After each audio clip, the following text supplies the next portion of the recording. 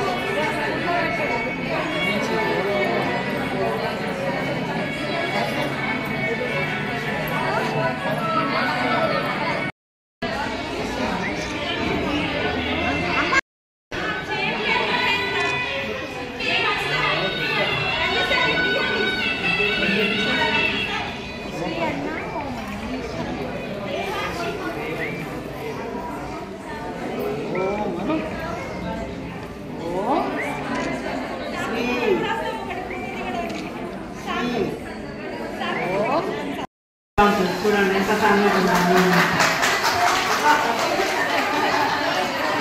Happy అంతా అంతకే ఇట్లా ఆడపిల్ల ఉండాలంటే. ఈరోజు అందరికి స్వాగతం పలికి వాళ్ళందరికీ ఎంకరేజ్ చేసినందుకు మీ అందరికీ ధన్యవాదాలు. అట్లాగే పోషణ అభినయం అనేది ప్రతి ఒక్కరు కూడా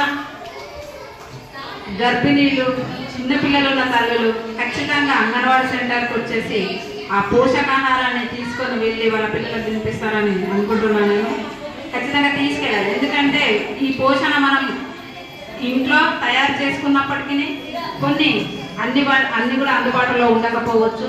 కాబట్టి గవర్నమెంట్ అదే ఉద్దేశంతో మనకి అందుబాటులో పోషకాహారాన్ని తీసుకొచ్చింది. కాబట్టి గర్భిణీలకి చిన్నపిల్లలకు ఖచ్చితంగా తినిపించేసి వాళ్ళని శక్తివంతులుగా తయారు చేస్తారని ఆశిస్తున్నాను.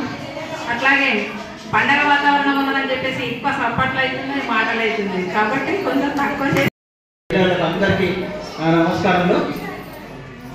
ఈ పోషణ మాసోత్సవం ఎందుకు జరుపుకుంటున్నామంటే మనము అంగన్వాడీ కేంద్రంలో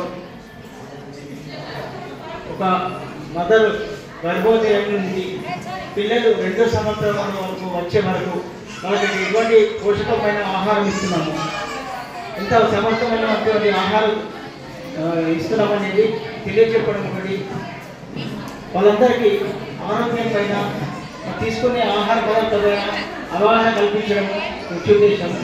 ఇక్కడికి వచ్చిన మీ అందరికీ పిల్లల ఆరోగ్యం తెలిసి అంగన్వాడీ కేంద్రాలలో మీరు ఇంట్లో గృహిణిగా ఇక్కడికి వచ్చే ఈ పిల్లలకు మన గర్భవతి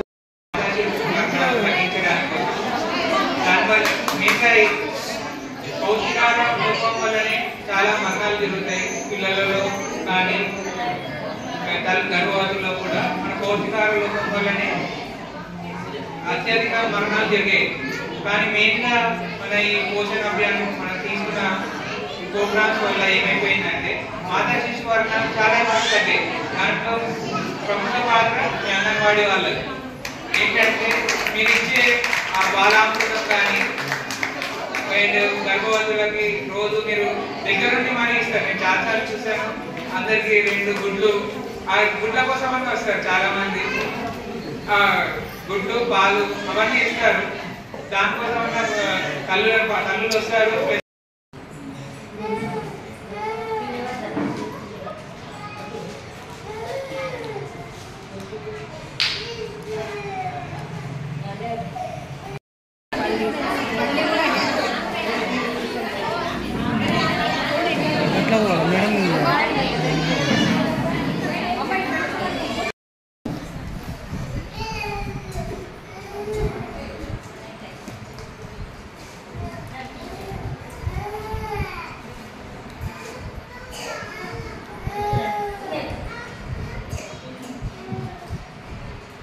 కార్యక్రమంలో భాగంగా దర్పల్లి మండలంలో ఈ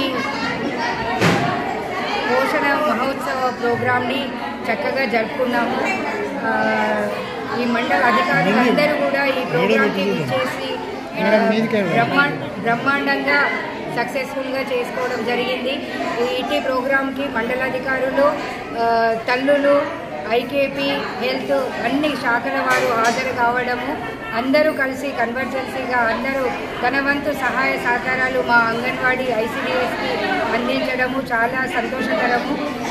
ఈరోజు పోషణ మాల్లో భాగంగా మనము రక్తహీనత లేకుండా అందరూ సమతుల ఆహారం తీసుకోవాలని ముఖ్య ఉద్దేశము. అందరూ ఆరోగ్యంగా ఉండాలి.